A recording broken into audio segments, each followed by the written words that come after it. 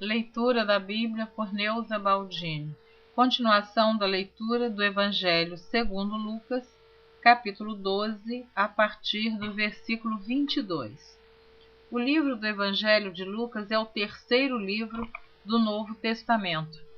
Ele tem 24 capítulos e 1151 versículos. Então, vamos ler o capítulo 12, a continuação do capítulo 12, a partir do versículo 22, cujo título diz assim: A solicitude pela nossa vida. E disse aos seus discípulos: Portanto vos digo, não estejais apreensivos pela vossa vida, sobre o que comereis, nem pelo corpo, sobre o que vestireis. Mais é a vida do que o sustento, e o corpo mais do que as vestes. Considerai os corvos, que nem semeiam, nem cegam, nem têm despensa, nem celeiro, e Deus os alimenta. Quanto mais valeis vós do que as aves. Repetindo o versículo 24. Considerai os corvos, que nem semeiam, nem cegam, nem têm despensa, nem celeiro, e Deus os alimenta. Quanto mais valeis vós do que as aves? E qual de vós, sendo solícito, pode acrescentar um côvado à sua estatura? A medida de um côvado eu sei que muitos sabem, mas para quem não sabe ainda, como eu não sabia até um determinado dia, é a medida aproximadamente de 45 centímetros. Pois se nem ainda podeis as coisas mínimas, por que estáis ansiosos pelas outras?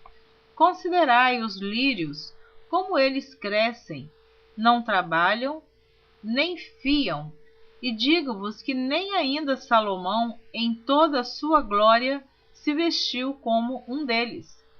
E se Deus assim veste a erva, que hoje está no campo e amanhã é lançada no forno, quanto mais a vós, homens de pequena fé? Não pergunteis, pois, que haveis de comer, ou que haveis de beber, e não andeis inquietos, porque os gentios do mundo buscam todas essas coisas, mas vosso Pai sabe que necessitais delas. Buscai antes o reino de Deus, e todas essas coisas vos serão acrescentadas. Não temas, ó pequeno rebanho, porque a vosso Pai agradou dar-vos o reino.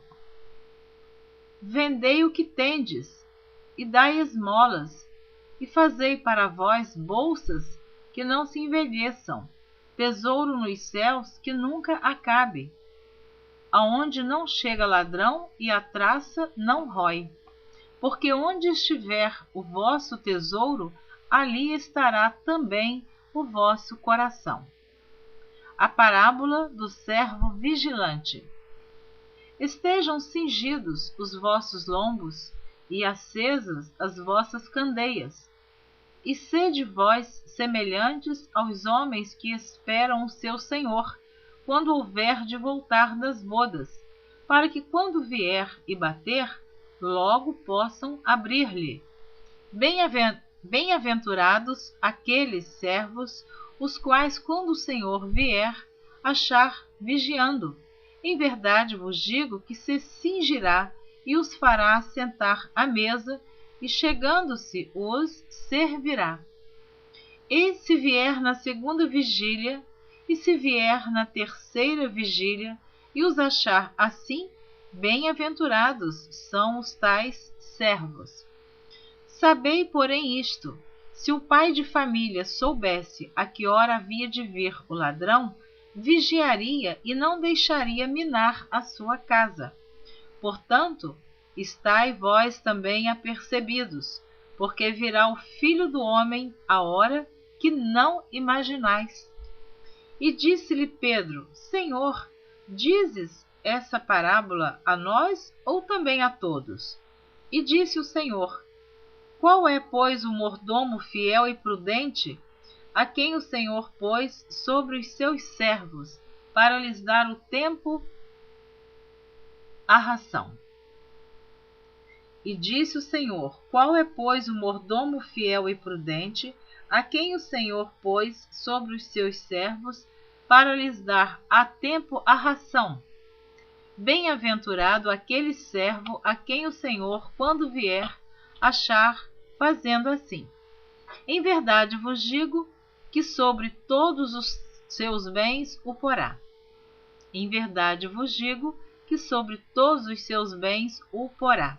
Mas se aquele servo disser em seu coração: o meu senhor tarda em vir, e começar a espancar os criados e criadas, e a comer e a beber, e a embriagar-se, virá o senhor daquele servo no dia em que o não espera, e numa hora que ele não sabe, e separá-lo-á, e lhe dará a sua parte com os infiéis.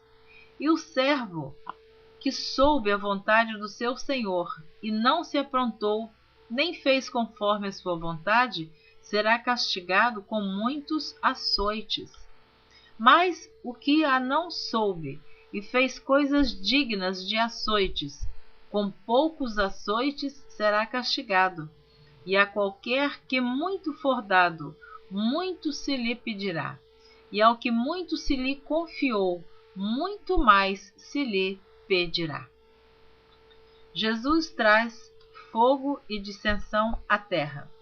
Vim lançar fogo na terra, e que mais quero, se já está aceso? Importa, porém, que eu seja batizado com um certo batismo, e como me angustio, até que venha a cumprir-se. Cuidais vós que vim trazer paz à terra? Não vos digo mais antes dissensão, porque daqui em diante estarão 5 divididos numa casa, 3 contra 2, e 2 contra 3.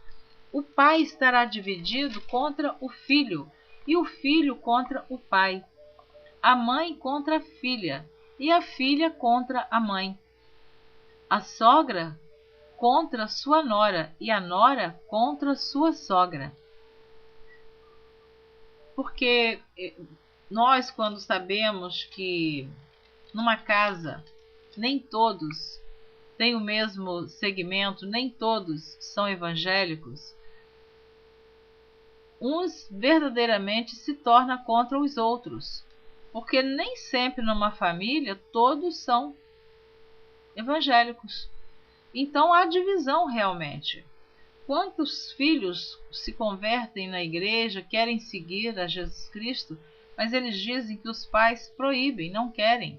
Quantas esposas ou esposos. Então, realmente existe essa divisão, porque aqueles que querem seguir o caminho, Jesus Cristo, obedecer a palavra de Deus, e os que não querem, gera uma confusão, uma divisão. Mas nós não podemos deixar de seguir ao nosso Senhor Jesus Cristo. Precisamos permanecermos fiéis a Ele, porque só Ele nos garante a salvação. Os sinais dos tempos. E dizia também a multidão: quando vedes a nuvem que vem do ocidente, logo dizeis: lá vem chuva, e assim sucede. E quando assopra o vento sul, dizeis: haverá calma, e assim sucede.